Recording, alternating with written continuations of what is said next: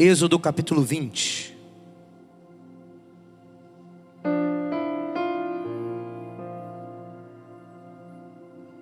Como é bom estar na presença de Deus.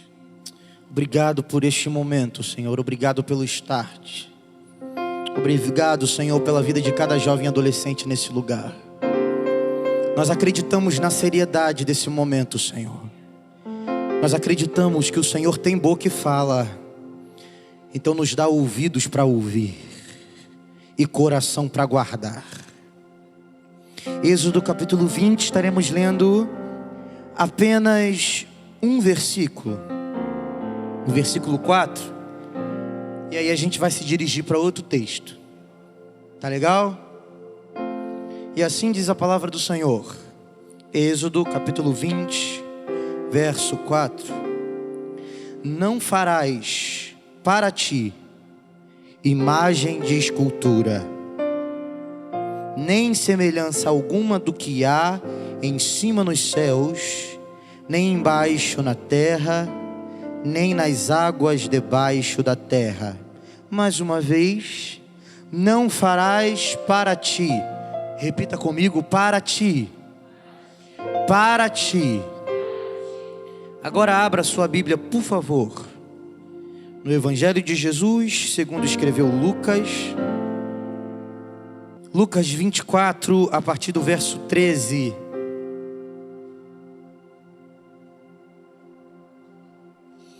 E agora a gente vai ler mais um pouquinho, tá? E assim diz a palavra do Senhor. Naquele mesmo dia, 2 deles estavam de caminho para uma aldeia chamada Emaús, distante de Jerusalém 70 estágios. E iam conversando a respeito de todas as coisas sucedidas. Aconteceu que enquanto conversavam e discutiam, o próprio Jesus se aproximou e ia com eles. Repita comigo: o próprio Jesus se aproximou. Versículo 16. Os seus olhos, porém, estavam como impedidos de o reconhecer. Então lhes perguntou Jesus: que é isso que vos preocupa? E de que ides tratando à medida em que caminhais? E eles pararam entristecidos. Um, porém, chamado Cleopas, respondeu dizendo: és o único porventura que, tendo estado em Jerusalém, ignoras as ocorrências desses últimos dias? Ele lhes respondeu: quais? E explicaram o que aconteceu a Jesus, o Nazareno, que era varão profeta, poderoso em obras e palavras diante de Deus e de todo o povo. E como os principais sacerdotes e as nossas autoridades o entregaram para ser condenado à morte e o crucificaram. Versículo 21. Ora, nós esperávamos. Repita comigo: nós esperávamos que fosse ele quem havia de redimir a Israel. Mas depois de tudo isto, é já este o 3º dia desde que tais coisas sucederam. Versículo 25. Então lhes disse Jesus: ó nécios e tardos de coração, para crer tudo o que os profetas disseram. Porventura não convinha que o Cristo padecesse e entregasse a sua glória, e entrasse, na sua glória? E começando por Moisés, discorrendo por todos os profetas, expunha-lhes o que a seu respeito constava em todas as Escrituras. Quando se aproximavam da aldeia para onde iam, ele fez menção de passar adiante. Mas eles o constrangeram, dizendo: fica conosco, porque é tarde, e o dia já declina. E entrou para ficar com eles.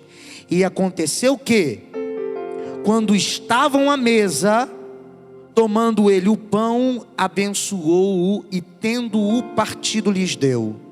31. Então se lhe abriram os olhos e o reconheceram, mas ele desapareceu da presença deles. E disseram um ao outro: porventura não nos ardia o coração quando ele pelo caminho nos falava, quando nos expunha as Escrituras? Até aí, podeis assentar com a sua Bíblia aberta nesse texto. Em primeiro lugar, que alegria estar aqui, irmãos. Que alegria, galera, aqui de Lote 15. Obrigado, Pastor Júnior, pelo convite, pelo carinho. Quem já me viu pregar, já me ouviu dizer que para mim todo convite é uma demonstração de carinho. Porque tanta gente poderia estar aqui no meu lugar, tanta gente poderia ter sido convidada, mas o Júnior me convidou. E isso enche o meu coração de alegria, Júnior. Obrigado pela confiança de estar aqui. Amém? Que Deus o abençoe. Que Deus abençoe este projeto. E se o objetivo é produzir uma geração forte, eu não tenho dúvida que assim será. Porque a força não está na iluminação, a força não está nas músicas cantadas, mas a força é garantida pelo aquele que se encontra entre nós e que foi adorado aqui nesse lugar. Se você veio cultuar a esse Deus todo-poderoso e forte, que dá força aos seus servos, glorifique ao Senhor aqui nessa noite. Queridos, eu estava falando com Deus e buscando da parte de Deus aquilo que Ele queria que fosse pregado aqui. Porque algo que eu sempre atualizo no meu coração é que esse lugar não é meu. E se esse lugar não é meu, eu não posso pregar o que eu quero. Eu preciso buscar da parte de Deus o que Ele quer que seja pregado. Amém? Nesse sentido, irmãos, eu fui inspirado da parte do Senhor a pensar um pouco no nome deste projeto, que é Start.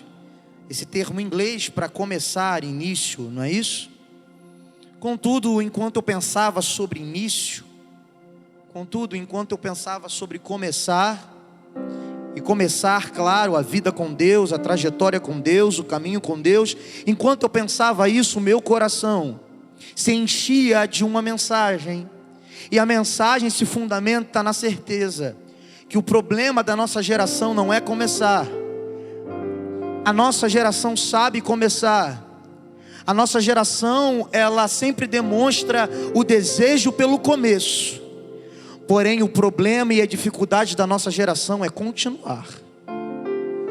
Porque vemos uma geração que sempre começa, contudo apresenta dificuldades de começar. Vemos uma geração que aprendeu a começar a caminhada com Deus, mas quando o assunto é perseverança, quando o assunto é não parar de caminhar, a conversa é outra. Agora, por que que a gente para? Por que que quando o start é dado, a gente não consegue se manter naquilo que começa? Por que que a trajetória espiritual de muita gente aqui é marcada sempre por recomeços? Por quê? Porque, irmãos, haveria, portanto, de forma ideal para todos nós, que tivéssemos apenas um start na nossa vida. Contudo, se analisarmos a história da nossa geração, vamos perceber que a palavra que marca muitas vezes a vida espiritual de muita gente não é nem mais start, é restart. É sempre recomeçar. A questão que Deus, através da sua palavra, me incomodou para pregar aqui nessa noite, é tentar encontrar o segredo de tanta dificuldade. Por que que é difícil continuar? Por que que é tão fácil largar o que começou? Por que que a tentação por deixar tudo está sempre na porta? E dificilmente é uma tentação vencida. Escute aqui. Esse texto que nós lemos de Lucas 24 conta a história justamente de dois que no caminho, porque o texto, a sua epígrafe é os discípulos no caminho de Emaús. Eles estavam no caminho, amém? Eles estavam no caminho. Contudo, o que nós vemos é que esse caminho estava sendo percorrido com decepção. Os dois discípulos de Jesus estavam decepcionados. E aqui para pensar comigo, por que uma decepção acontece? Ora, eu sou imperfeito, e pelo fato de ser imperfeito, eu posso decepcionar o Patrick. Não é não? Posso. Por quê? Porque eu sou imperfeito. Pessoas imperfeitas decepcionam. Você já se decepcionou com muita gente, amém ou não amém? Mas você também já decepcionou muita gente. E por quê? Porque você é imperfeito. Só que, gente, olha só, Jesus não é imperfeito. Jesus é perfeito. Contudo, esses discípulos no caminho de Emaús estavam decepcionados com Jesus. Como entender alguém que se decepciona com alguém que é perfeito? Como entender um discípulo de Jesus decepcionado com Jesus? Porque essa era a condição dos discípulos no caminho de Emaús. Discípulos de Jesus, sim, porém decepcionados com Ele. Como é possível alguém se decepcionar com alguém que é perfeito? A resposta para a decepção está em Êxodo 20, o primeiro texto que nós lemos. O primeiro texto que nós lemos diz respeito a um dos primeiros mandamentos dos 10 mandamentos. E o texto diz: não farás para ti imagem de escultura. Nós somos evangélicos, amém? Somos, não somos? E se eu fosse perguntar aqui para os irmãos, o que faz você evangélico diferente de um católico? A grande maioria aqui responderia que é porque você não adora imagem de escultura. É ou não é? É? Não é isso aí? Sim. Porque quando nós nos deparamos com esse texto, nós automaticamente condenamos quem adora imagens. Porque o texto diz: não farás para ti imagens de escultura. O texto diz, é claro. Contudo, uma parte desse versículo escapa à nossa percepção.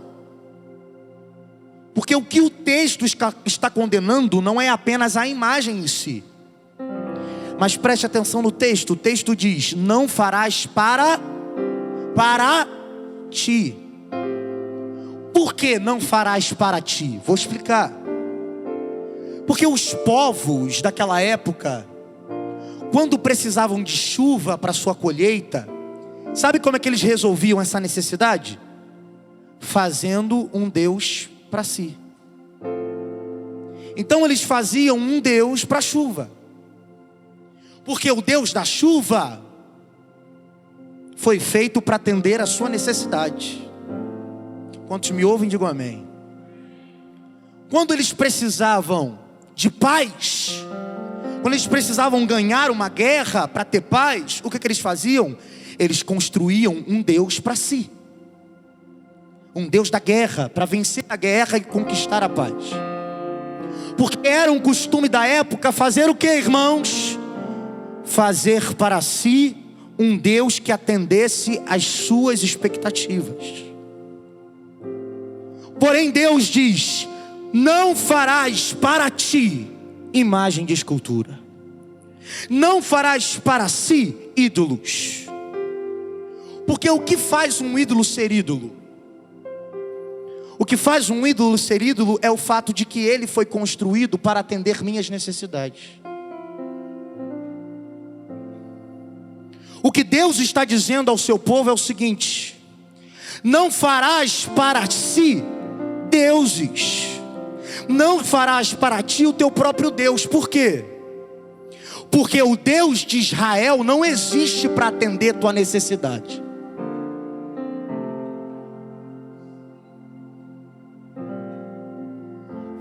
todo Deus que a gente fabrica para atender a minha vontade, todo Deus que a gente fabrica no nosso imaginário para entender as minhas preferências, não é Deus, é ídolo.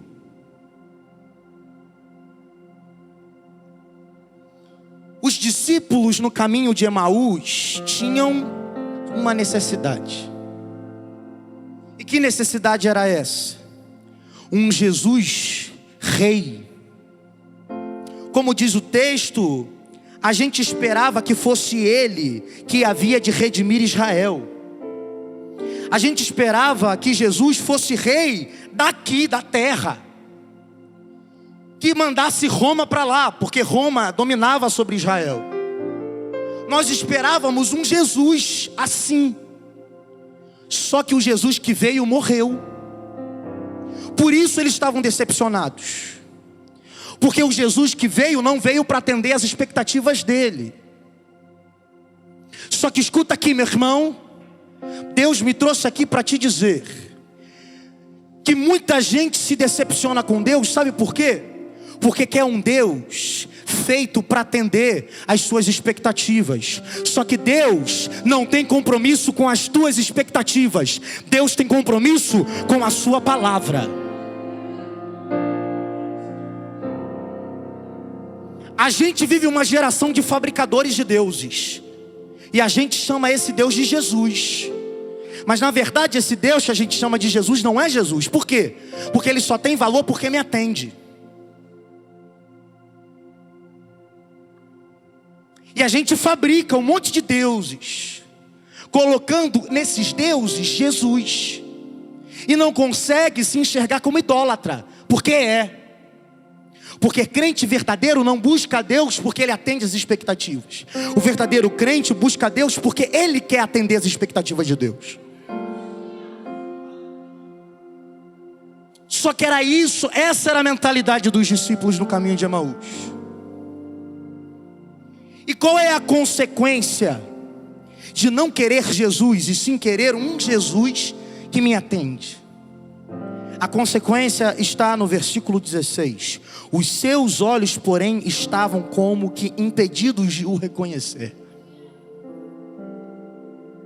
A palavra de Deus diz que os caminhantes no caminho de Emaús estavam caminhando e de repente Jesus vai até eles. Jesus está do lado deles. Mas o Jesus que está do lado deles não é o Jesus que interessa. Porque o Jesus que interessa é o Jesus que cura a enfermidade dele.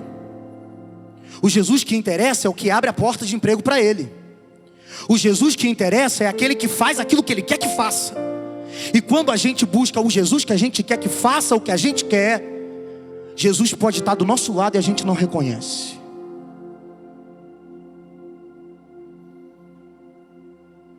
Contudo, nós precisamos entender que quando o assunto é o que ele é, o seu compromisso está descrito em Jeremias capítulo 1. Viste bem, Jeremias, porque eu velo pela minha palavra para a cumprir. Quer conhecer a Deus, meu irmão? Quer servir a Deus verdadeiramente, meu irmão? Vai para a palavra. Mas a gente está numa geração que quer conhecer Jesus pela blogueira, meu irmão. Eu vou falar. A gente está numa geração que a gente vê uma geração aí que a blogueirinha postou um negócio, pronto, é Jesus. E aí compartilha aquilo lá, não tem relação nenhuma com a palavra de Deus. Só que olha aqui, quer conhecer Jesus, meu irmão? Não é em blog. Quer conhecer Jesus? Vai para a palavra, você tem palavra. Mas não, você aprendeu a estar sentado e assistir. E a engolir tudo que despejam para você. E qual é a consequência? Jesus está do teu lado e você não reconhece. Você entra aqui esperando o Jesus da blogueira, que é teu brother. A nossa geração quer brother, gente. Quer um Jesus brother. Mas discípulos de Jesus entendem que Jesus é Senhor, é Salvador, É Deus Emanuel, encarnado, que morreu, mas ao terceiro dia ressuscitou. E a Ele foi dado um nome que é sobre todo nome, e que um dia todo joelho se dobrará, toda língua confessará que Ele é Senhor. Porque uma característica de quando a gente se decepciona com algo, quando a gente perde a esperança, é caminhar e não perceber que Deus está no caminho.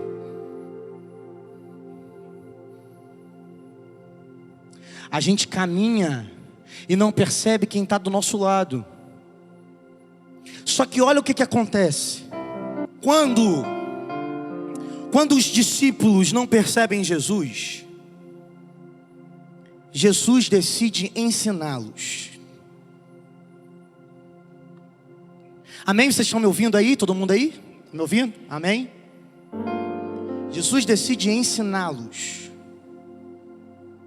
Porque há momentos da nossa vida que a gente perde a esperança. Porque os discípulos de Emaús colocaram toda a esperança no ídolo que eles construíram. E você já viveu um momento assim, que você esperava que Deus fizesse algo e não fez?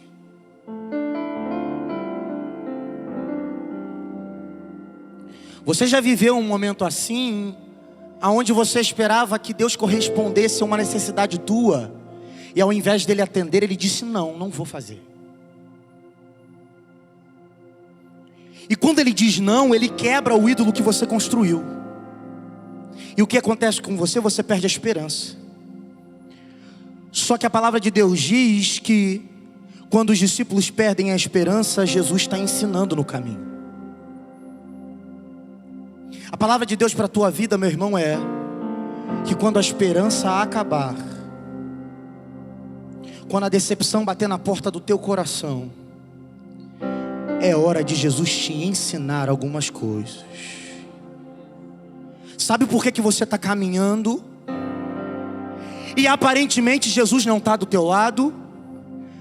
É porque a invisibilidade de Jesus do lado nos ensina. Só que o processo de aprendizado, ele é doloroso. Por quê? Porque ele quer atenção. E hoje a gente dificilmente dá atenção para o que há de fato importância. Tudo tira a nossa atenção. Tudo tira o nosso foco. Jesus está falando e a gente insiste em conversar com quem está do lado. E aprender no caminho sempre apresenta dificuldades. Por quê? Porque para aprender tem que ter paciência.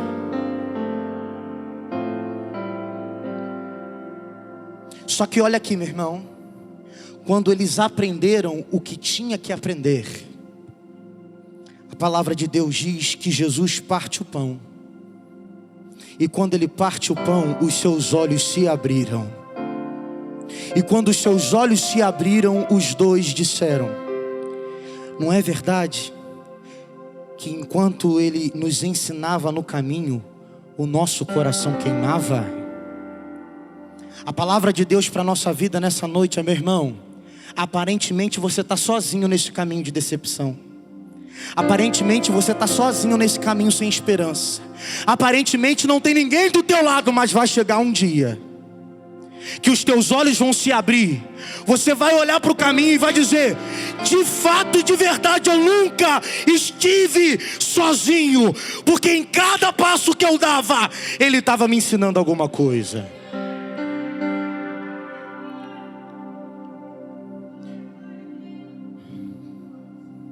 Mas a gente constrói ídolos. E é justamente pelas construções desses ídolos que a gente deixa caminhar. Só que no nome de Jesus, Deus te trouxe aqui para quebrar todos os ídolos aqui da sua mente. Toda imagem equivocada de Deus. Toda imagem equivocada do Senhor. Porque escute bem, quando nós abandonamos os deuses que construímos, porque são importantes, porque nos atendem. E quando nós buscamos o Deus das Escrituras, quando nós buscamos o Jesus de Nazaré, revelado em Mateus, em Marcos, em Lucas, em João, quando nós buscamos o Deus da palavra, vamos caminhar sem nos decepcionar. Nos decepcionamos, quebramos a cara no caminho, porque queremos um Deus à nossa maneira. Só que o Deus verdadeiro, meu irmão, Ele não tem compromisso com as tuas maneiras.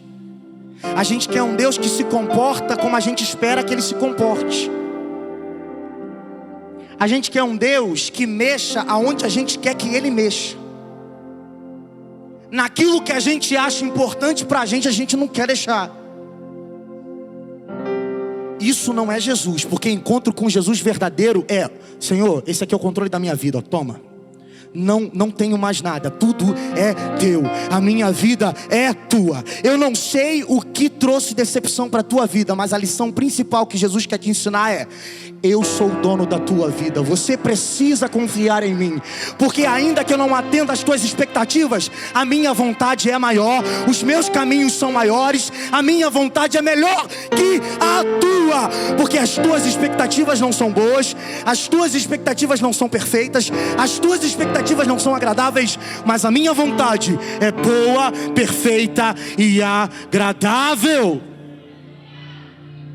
A nossa geração abandona a Jesus, mas na verdade não abandona Jesus, porque quem conhece Jesus não consegue largar, meu irmão. Pode analisar. Quem largou um dia é porque de alguma forma criou a imagem de um Jesus que não é Jesus. Talvez porque faltou uma escola bíblica dominical que não deveria faltar. Talvez porque não veio num culto que deveria vir. Talvez porque não aprendeu o que deveria aprender. Aí precisa passar por Emaús. Porque em Emaús pode ser doloroso. Porque em Emaús pode ser choroso. Mas em Emaús Jesus está do lado e te ensina. Jesus me trouxe aqui porque tem gente passando por Emaús. E que Jesus está do lado e não consegue ver Ele. Tem gente passando por esse lugar, por essa trajetória. Jesus me trouxe aqui porque tem pessoas que de alguma forma não entendem o porquê que Deus disse não para aquilo que Ele tanto precisava. E Jesus me trouxe aqui para te dar uma resposta simples: é porque Ele tem algo para te ensinar. Existe algo para ser aprendido. E como profeta de Deus, Ele me trouxe aqui para te dizer: e quando você aprender, os teus olhos serão abertos. Você vai olhar para trás e dizer: eu nunca estava sozinho. Em todo o caminho Ele me acompanhou. Amém? Amém, meu irmão?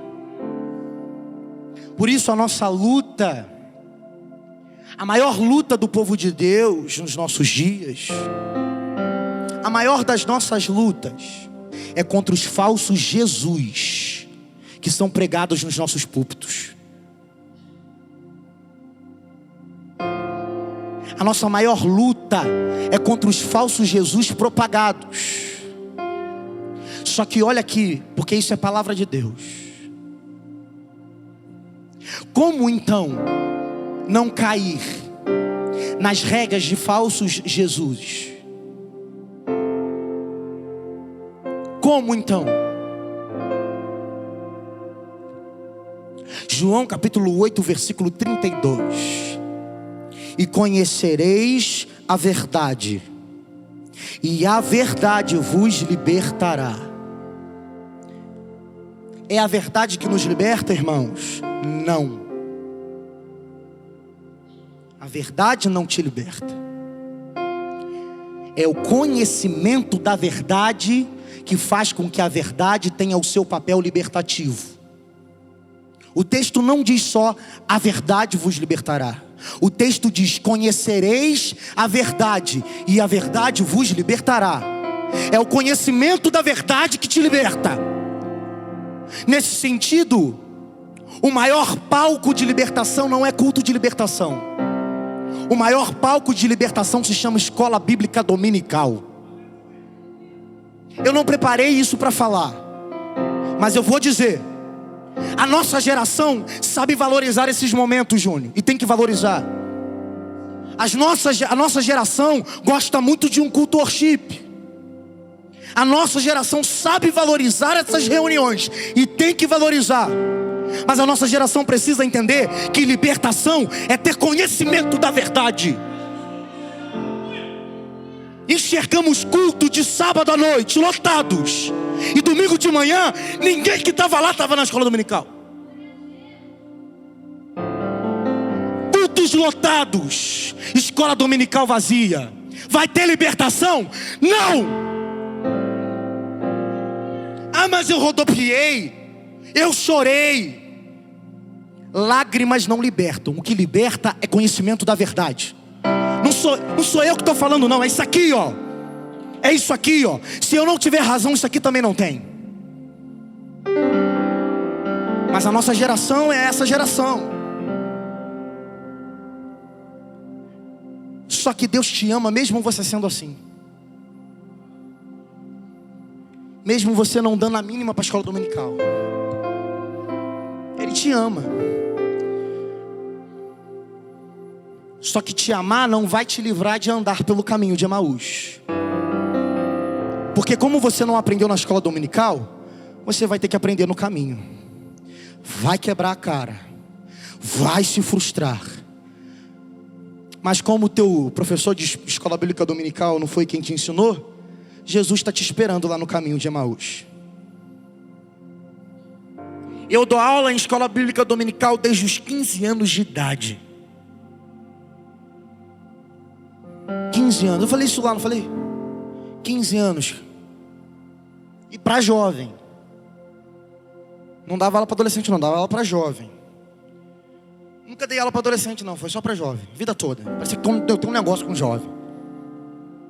Mas quanta vida eu já vi quebrar, que não quebraria se tivesse sentado lá. Quanta vida eu já vi despedaçar, Joyce, que não despedaçaria se tivesse coragem de acordar domingo de manhã para vir para a igreja.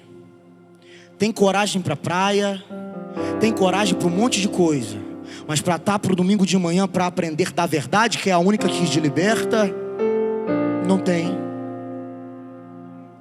É uma geração que curte shows, paga dinheiro para ir em shows, mas despreza a escola bíblica dominical, que é de graça.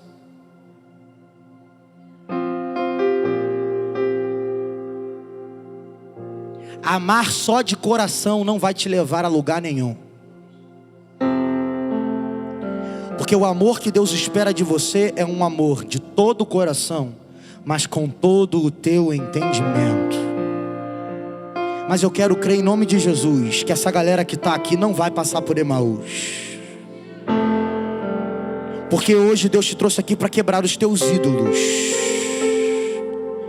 Deus te trouxe aqui para quebrar esse falso Jesus aí, que só tem valor para você porque atende a tua expectativa. Ei, ele não é Jesus. Ele não é Jesus. Porque, olha aqui, Deus nos criou à sua imagem e semelhança. Só que nós queremos criar Deus à nossa imagem e semelhança. Nós queremos criar a Deus de acordo conosco. Só que Deus me trouxe aqui para te dizer que você é criatura. Ele é o Criador. Deus me trouxe aqui para te dizer que você é servo. Ele é o Senhor. Se existem joelhos que vão se dobrar à vontade de alguém, não são os joelhos de Jesus a sua vontade, mas é você a vontade de Jesus. Eu quero orar por você,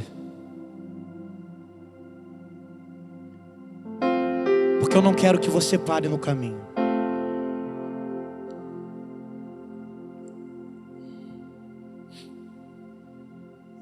Eu já vi adolescente abandonar tudo porque, olha só, gente, acreditou num Jesus que separou o namorado para ela. E o namorado era ele, de Deus. Porque o Jesus que ela projetou é o Jesus que existe para dar para ela o fulano. Aí o Jesus não deu o fulano. E o que ela faz? Sai do caminho. Não, Deus falou que vai abrir a porta daquela faculdade para mim, é esse ano. Falou, levantou vários profetas. Deus não abriu. O que aconteceu? Está em casa desanimada, não quer vir para a igreja. Por quê? Porque Jesus tinha valor enquanto garantia a porta da faculdade. A porta da faculdade não foi aberta, cadê o valor de Jesus? Não tem.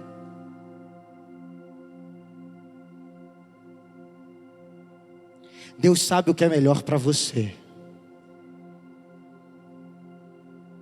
O que você quer pode não ser o melhor, mas você pode descansar no amor daquele que sabe o que é melhor para você. Quando Ele te diz sim, é para o teu bem. Quando Ele te diz não, é para o teu bem.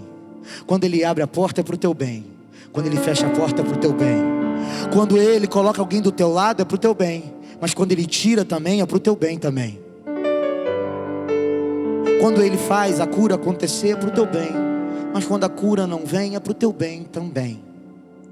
Quando Ele muda as circunstâncias que te fazem chorar, é para o teu bem. Mas quando Ele não muda as circunstâncias, é para o teu bem também. Porque Ele sabe o que é bom para você. E Ele só quer que você confie nele.